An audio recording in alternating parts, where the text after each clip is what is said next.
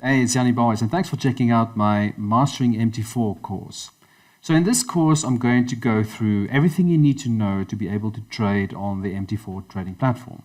I'm going to show you how to place pending orders. I'm going to show you how to execute trades in real time, how to place your stop loss, how to place your take profit.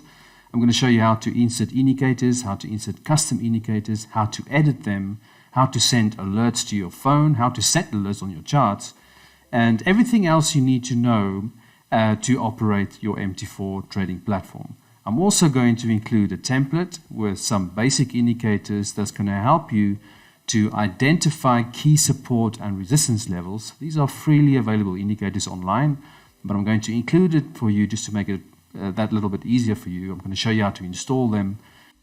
I'm also going to include a trend line indicator, which is going to help you to draw the trend line for you so you don't have to manually do that. Okay, so let's get started.